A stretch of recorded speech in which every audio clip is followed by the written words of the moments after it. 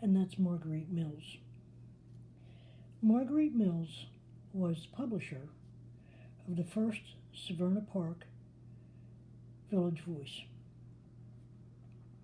She was a lone publisher. She did all of the publishing herself. Whatever advertising was sold, she sold it. She gathered all of the news. She did her publication 100%. Layout, design, all of it. She was a true pioneer, and I had the privilege of working with her many years ago when she had that publication, and it had something of it had a personal touch, which many publications don't these days. And I just wanted to remember her. I'm not sure why that came up today, but I have a long background in publishing myself, and her name came up, so I wanted to just say a general remembrance and thank you for her all these years ago, being one of the first women publishers, entrepreneurs in the area. And the second person that I want to acknowledge along the same lines, actually, is Sandra Martin. She was publisher of the Bay Weekly newspaper, and they also had an online edition. Now, they just within the past year, the publication has ceased publishing, as far as I know. I think they were going to be working on more online things, but honestly, I'm not sure how that's going because I haven't been in touch with anybody. But they did close the doors at one point last year. Sandra was, again, an individual that was great fun to be with.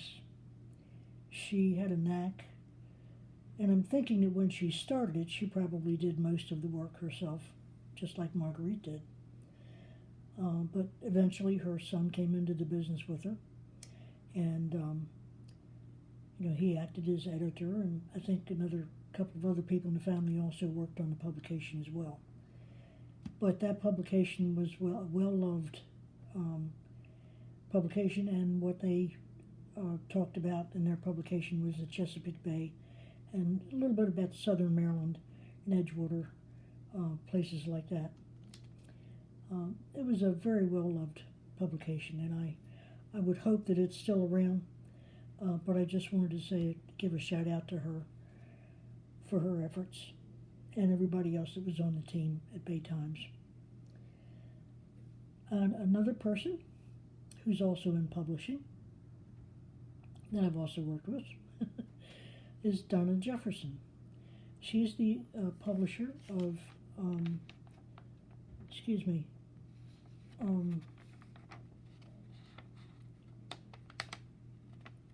I can't believe I can't see this.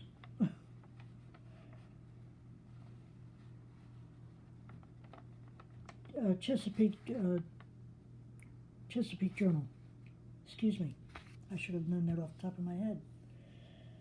Again, Donna started out with a magazine publisher in her home in Annapolis, and she's taken that to a lot more heights, and her publication is she is one of the top 100 women in business, and her publication received more than 100 national awards for design, editorials, marketing, and on the web for the Chesapeake Family magazine. And again, Donna is really special in all of the things that she knows, and she's a great professional. She knows what she's doing. So here's a shout out to Donna tonight, and thank you for all of your efforts in publishing. Now let's see, there's a couple of other people here. I just picked 6 people. Barbara Mikulski. Now Senator Mikulski is no longer in politics, political business, I guess you could say. She retired. But I do remember that she was something else. Don't get her angry.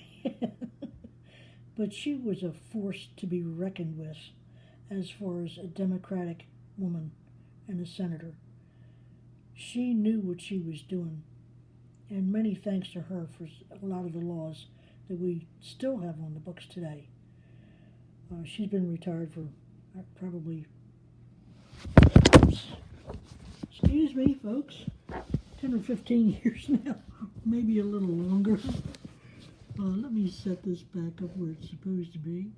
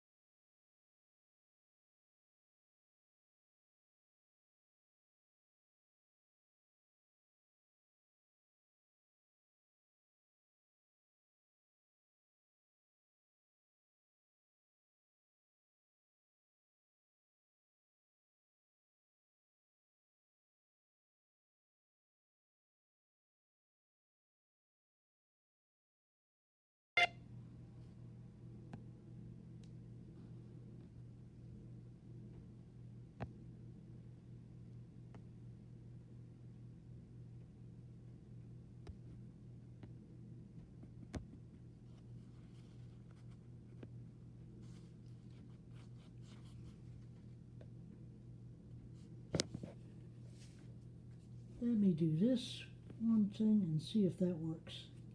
It's not working.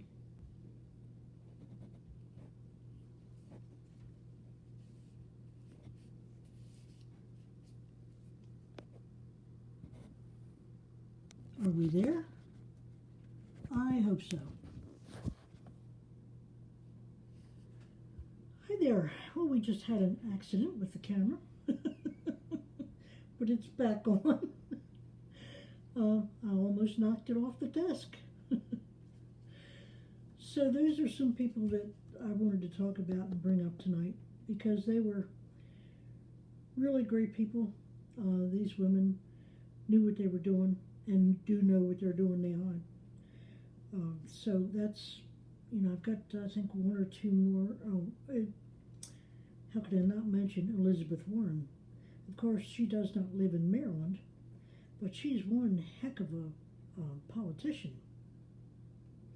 Now, I want to add to this a little bit about that because today I watched a clip of her, and she was asking questions of one of the committee members who's handling the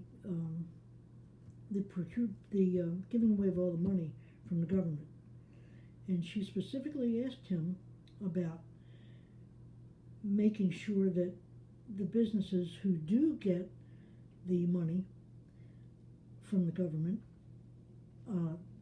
that they don't not double dip, but they don't give it to them twice, and to make sure that smaller businesses get a portion of that money. So I was really glad to see her do that.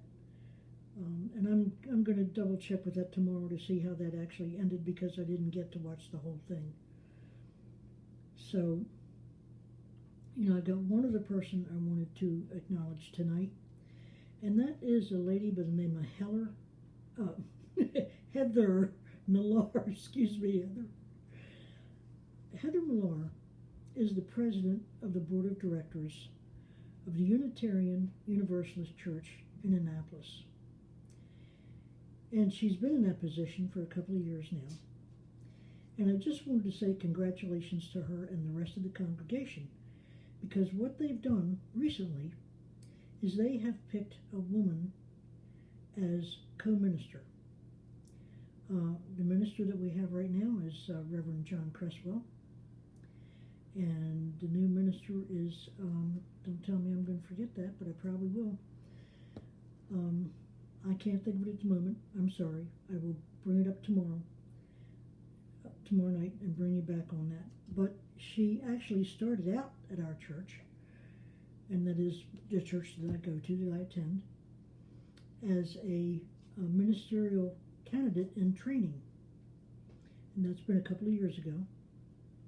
And I understand that she actually went to another church, which is how they do it. They intern with us for a while, and then they go off to another church and work at that church, and then they look for a permanent position somewhere else. And she is with us now, and I'm very glad to have her. She's got a good personality, great experience, and when she was here at the Annapolis Unitarian Universalist Church, she had a lot to do with the children, and she was well loved by everybody. And when her name came up, it was something that the whole church that knew her back when was very glad to see that she had come back and actually applied to the church. So we're very happy to have her. And you know, women who succeed in business, whether it's as a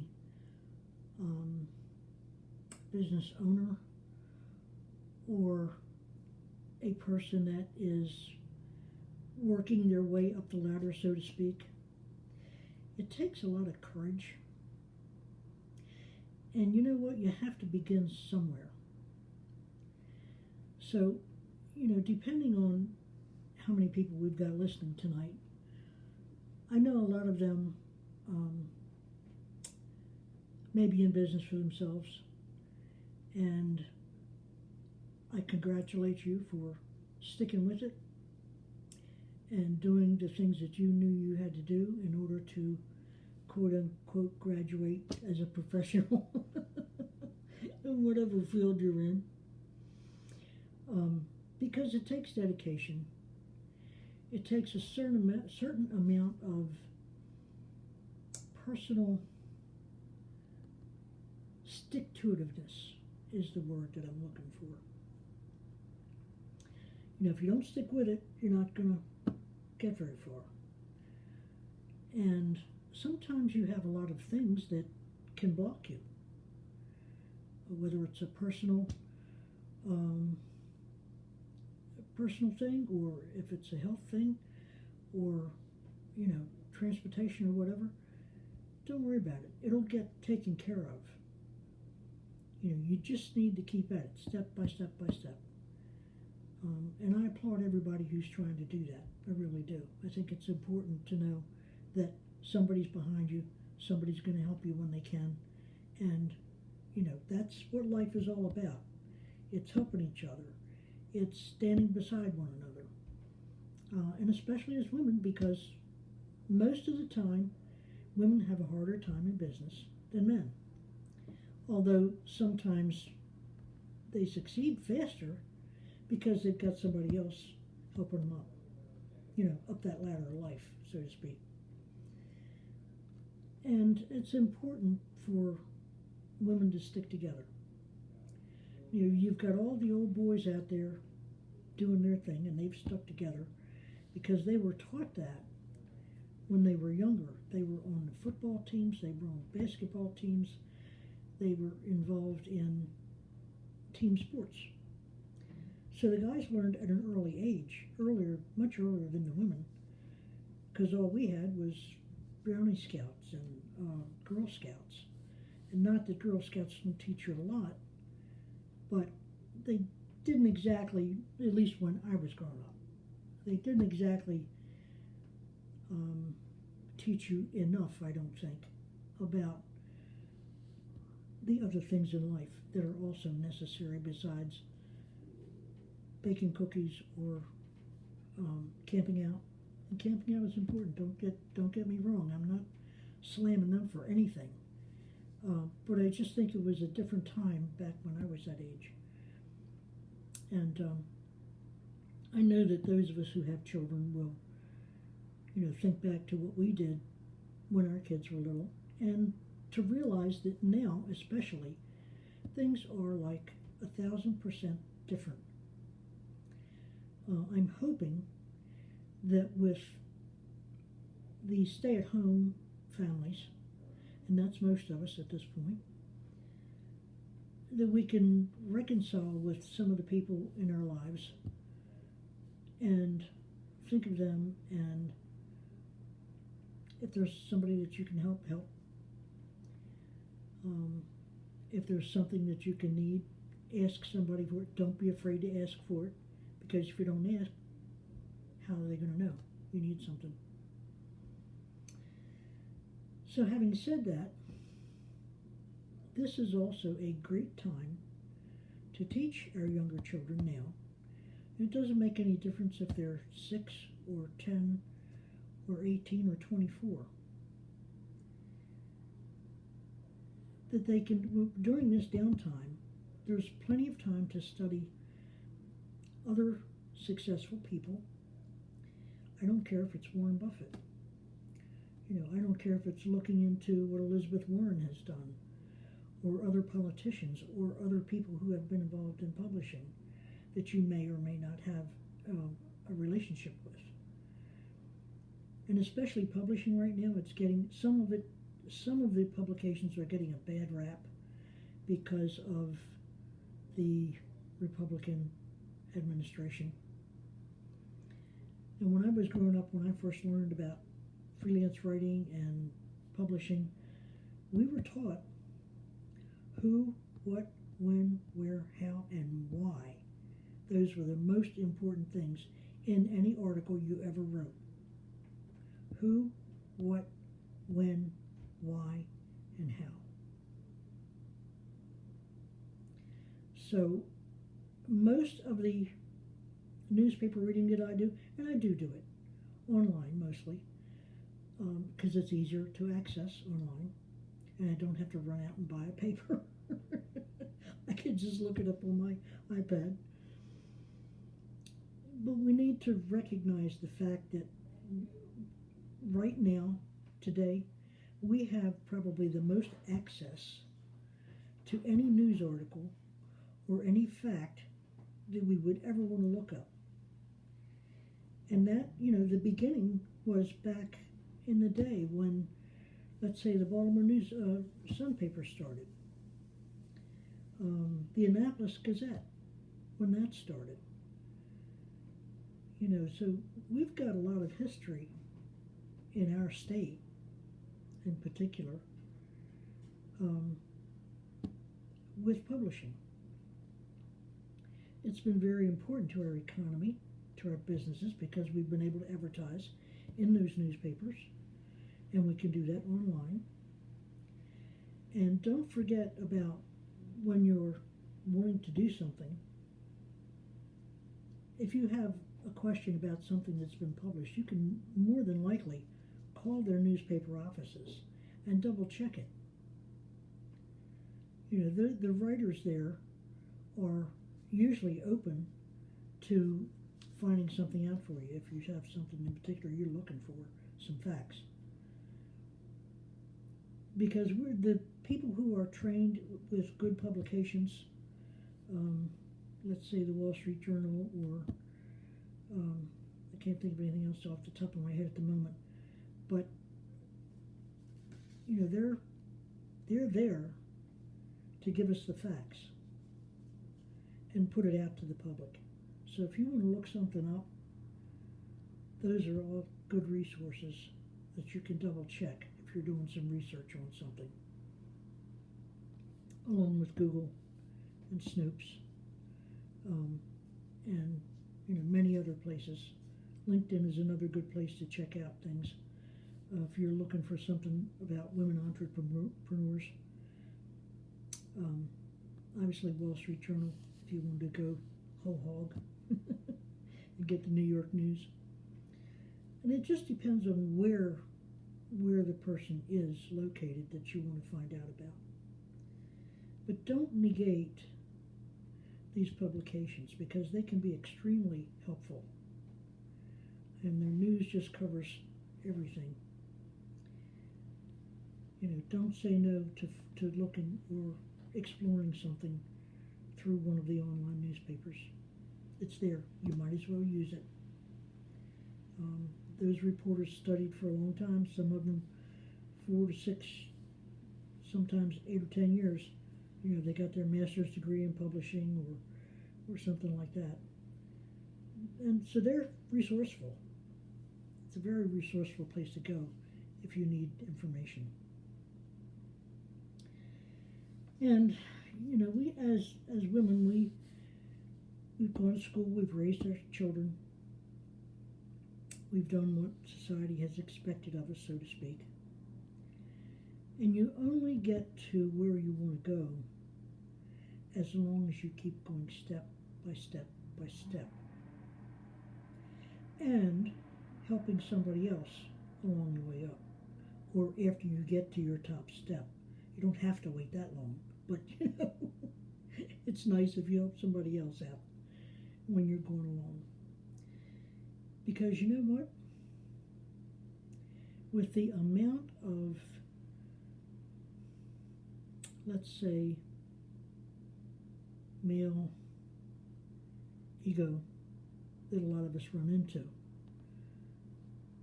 sometimes it's nice to find somebody that you can depend on that's not going to throw a bunch of ego at you. Ego at you, that's kind of nice, I like that. Ego at you. Coined a phrase here. Because we all need support in some way or fashion when we're going up our steps of the ladders of life. And take that help when you can get it. If you're not getting it and you feel somebody should, just say so. Just tell them. Don't grump at me. Help me out here. So like I said, don't be afraid to ask for some help. We all need it once in a while. There are many people who you probably would not expect to help you that can help. Might be somebody you never thought of would give you a hand.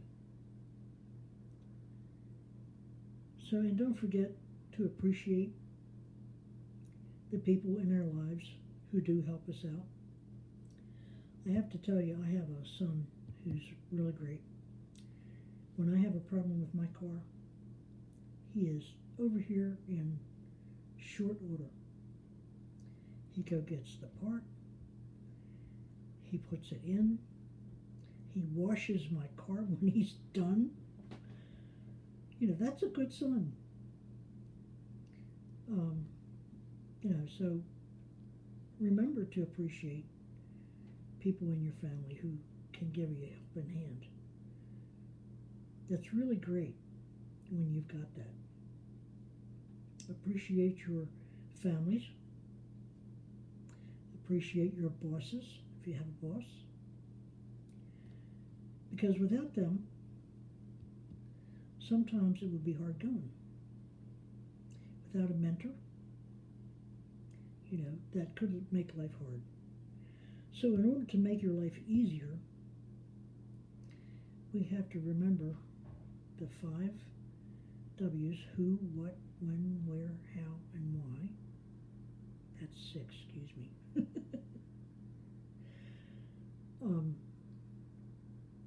Be nice. Be appreciative. Treat people with kindness, always. Respect others. And be helpful when you can. So that's, pretty much what I wanted to talk about. That's kind of a bigger picture. It's a small picture in one way, but it's a bigger picture because doing all these things helps you step up the steps on the ladder of life. And I know I've mentioned that a lot. That's because I wrote a poem about it one time. And I've read it to most of the people that are here tonight. And I'll probably read it again. I don't know if I don't think I have it right here on my desk. No, I don't. But that's okay. I'll do that again some other time. So I hope you've gotten some valuable information this evening. If you have, just if there's a spot where you can send some hearts or some claps up on the side here, do that if you like. If you want to wave, wave. Just so I know you're there. I know you are. And I want to thank you for being here tonight. And I hope this has been a little valuable for you. So I will see you again tomorrow evening at 9 o'clock. Thank you very much for being here. I do appreciate you. Thank you.